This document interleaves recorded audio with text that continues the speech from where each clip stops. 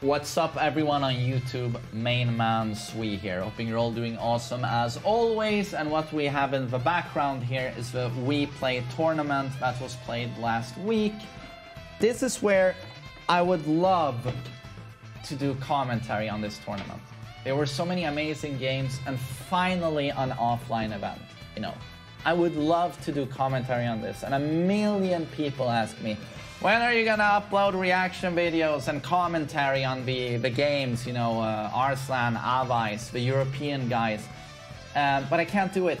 WePlay themselves, I asked them if I could please, you know, use their content to do commentary, but they don't want that. And I can respect that. They want you guys to go to their channel to watch it.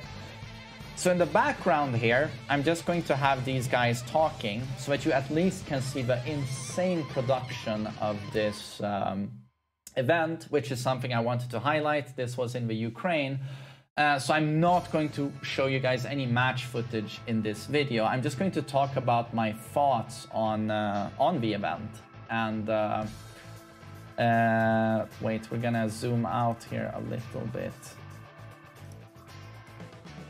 And yeah, just first off, I was blown away by the production quality. Like, I don't think I've ever seen a better looking Tekken tournament. Like, all of the visuals, the setting, the locale, all of these edits, everything about the presentation was top notch.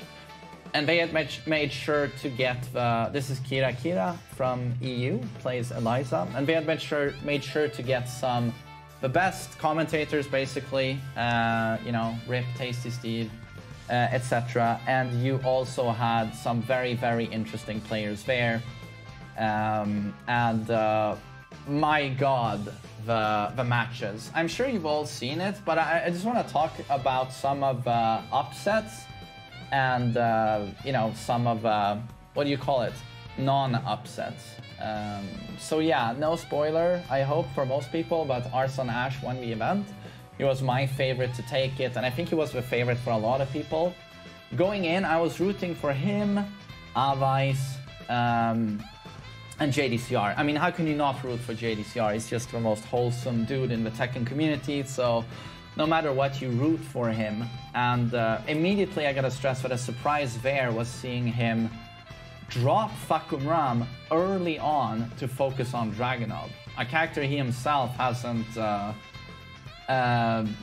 touched in quite a while, or at least he hasn't played Dragunov seriously in a long time. And I thought he was going to play Fakumram only. Obviously, he was not playing Heihachi and Armor King, characters that they just can't compete with the proper top tiers in this game. It's such a struggle. But it's the same with Dragunov. Like, Dragunov also struggles these days. He's a better tournament character than Armor King and Heihachi, but man, has he fallen behind ever since Season 1. But so that was great seeing him play Dragunov, and he did really well. And I think this guy's name was Kevin. What, is he a commentator from the UK? But I just love the Devil Jin tattoos, you know, in the face. And I love how he only did this for the last day of the tournament. But I don't know how many people dropped by in the Twitch chat on day 4, the final day, when he had put that on, and they were like, has he tattooed that to his face?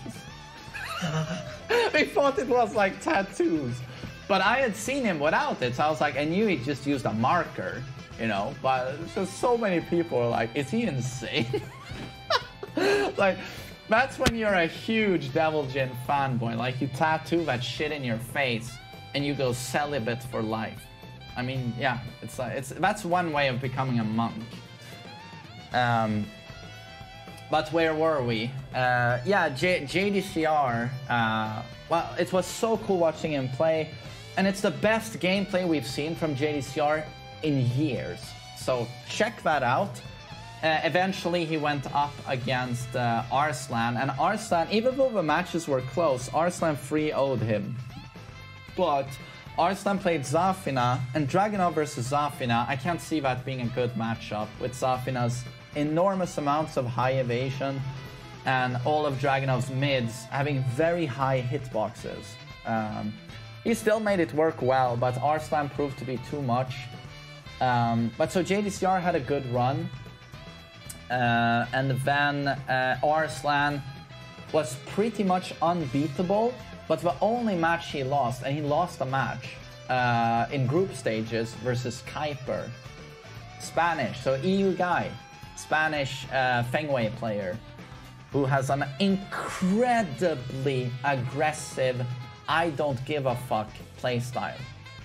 Like, he'll do, if he throws a hop kick and you punish his hop kick and you run into him, he's gonna hop kick again. And just backswing blows and constant Kempo, Kempo stance, you know, into whiff punish. And, you know, I'm gonna throw eight lows in a row. Just absolutely crazy. But, you know, makes it work and played so well. And the only player who beat Arslan, Arslan who was in great shape, by the way. And that was an EU guy. So, yeah, great. EU can take great pride in that. And EU can take great pride in how the guys performed. Fergus beat Avais, like, super cleanly with his Asuka. And you knew going in that Asuka versus Akuma, you know, he can't even punish get up 4 kicks. He has no ranged punishment. So her back 3 is completely safe. But still, you know, it's Akuma and they played with walls, but, you know, yeah, Fergus back 3 and the use of her power crush was also insane. Fergus played super well. And Fergus is a player I've noticed before has always been quite emotional when he plays. And you could see now he was also super stressed. When he went up 1 match on Avais, he was literally shaking. But it didn't seem to hold him back. Like, he seemed very stressed, but he played super well.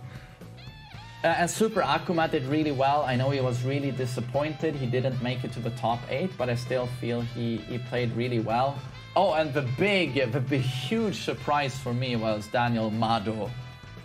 I mean, more so anytime he had a victory, he jumped like this. I mean, I weigh a lot, so I can't do it without my camera falling down and all my equipment. But he did this. I don't know, is that a Cristiano Ronaldo thing? No, Cristiano Ronaldo is his name. First time he did that, I died laughing. It was the best thing I've ever seen. But, like, holy hell is he's from Italy, Daniel Mado, his Jin.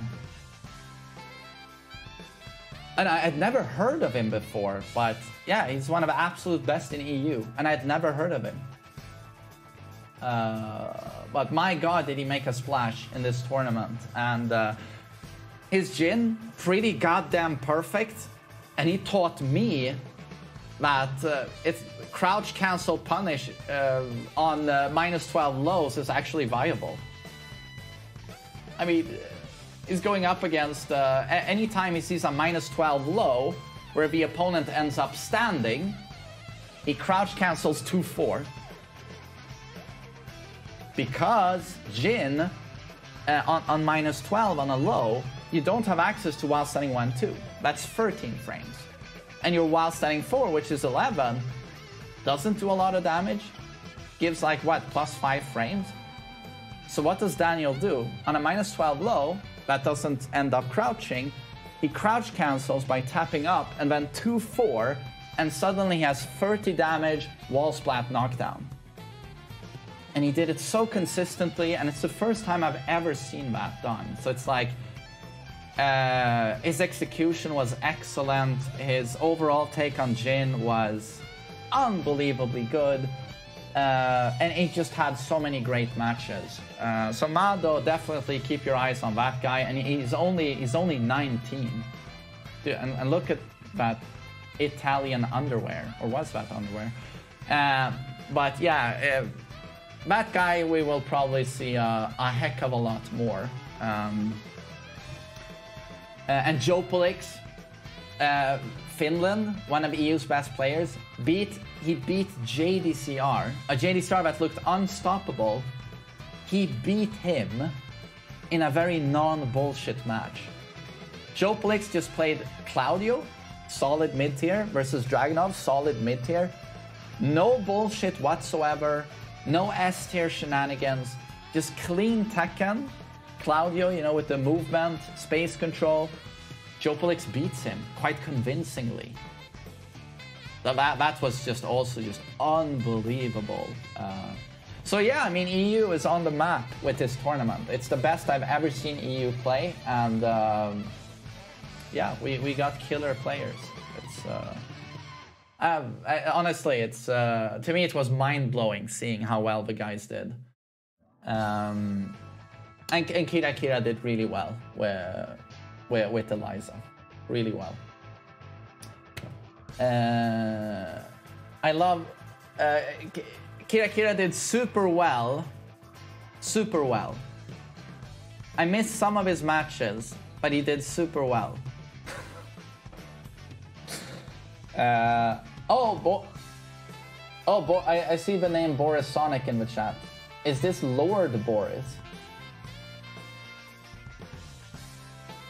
Are you from the Ukraine? Yeah, were you a local guy? A local talent?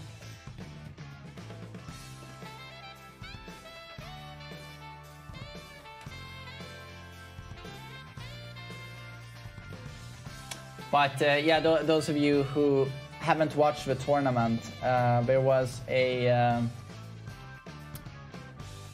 player called Boris who played in Group 1. That was the group with Arslan Ash.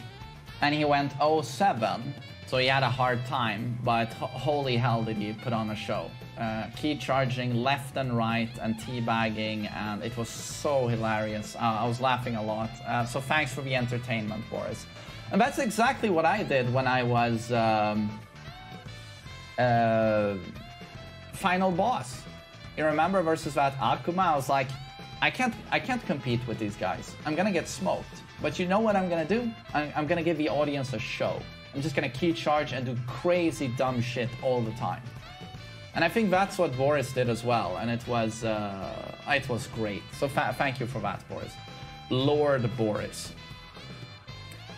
And yeah, I don't know. Was there any other players I want to discuss? Avice did super well. I love watching Avice play. I don't understand how he plays Akuma like that. And it's so fun to see people in the chat. Anytime there's a tournament and they see Avice, they go, or Super Akuma, they go, oh, carried by Akuma, carried by Akuma. And it's like, no. Akuma is a god, but he's so fucking hard to play. It's like, I can't believe Avice does the stuff he does in tournaments. It's so execution heavy. And in a tournament, when there are nerves involved, you don't want to play a high execution character. And again, it's like, go watch the Korean tournaments, ATL. You don't really see Akumas. You see Fakum Ram and Steve. But you don't see Akuma. And that's because he's so high maintenance. So high maintenance. But Avice fundamentals are, yeah, some of the best in the world. But yeah, Arslan proved to be too much with his Zafina. A huge upset as well was Bilal with his Brian. A lot of people, some people wrote me ahead of a tournament and said, this is going to be Bilal's tournament. He's going to win the entire thing. Just you wait. He's going to beat Arslan, he's going to beat Avice. And I haven't kept up with Bilal, so I don't know in what shape he was in. I knew Arslan was going to be in great shape because I've seen him stream like every single week. He's been doing offline events. So I was like, he is going to be on point. No matter what. But yeah, Bilal, Brian is hard to play as well, but yeah, Bilal seemed to struggle in a lot of matchups. Especially, I recommend everyone to watch Bilal versus JDCR. It was a great set. JDCR plays Fakum Ram the first match, gets absolutely obliterated by a very confident Bilal. But then JDCR switches to Dragunov, and JDCR with Dragunov is some of the most oppressive gameplay you'll ever see. It doesn't give Bilal room to breathe. And Bilal just... I mean, he puts up a match, absolutely, but you can tell how much he struggles. And I know Bilal also... He didn't make it to the top 8, so he had upsets with the European players as well, right? Did he lose to... he lost to Mado, right? Yeah, Bilal had a hard time. But it's like, can you blame him? It's like, yeah, you're going up against the best players in the world, and yeah, if you have, you know, slight trouble or it's not your day, you're not feeling it that day, it's gonna be really hard. Bilal, the weakest Pakistani player. There's no way he's the weakest Pakistani player. What are you talking about? Do you remember he won the last chance qualifier 2019 Tekken World Tour? Yeah, there's no fucking way. He's super good. But okay, is there anyone else I want to talk about? It was cool seeing Saint. You don't see him all the time anymore, so nice seeing him play. Would have loved to see Jack, but he played Ganryu. And he, you know, Ganryu is better than Jack, I think. It was not his day, he wrote on Twitter. Yeah, exactly. I think it was just an off day. It happens, you know.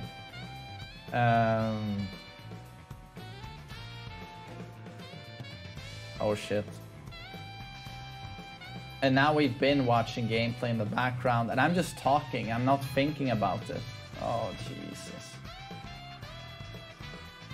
Oh. But you know what? This is 80% watching commentators. Hey, you told me, you probably did, but when I start talking, I can't shut the fuck up.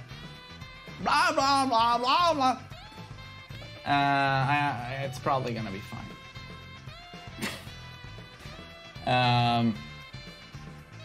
Yeah, Book struggled a lot, and he was playing Leroy. But I mean, how many orbitals did he land? How many orbitals? But yeah, I think those are my thoughts on the tournament, and I just recommend everyone to watch it. Go watch it. I'll link their channel on the YouTube video. Now I've done my part.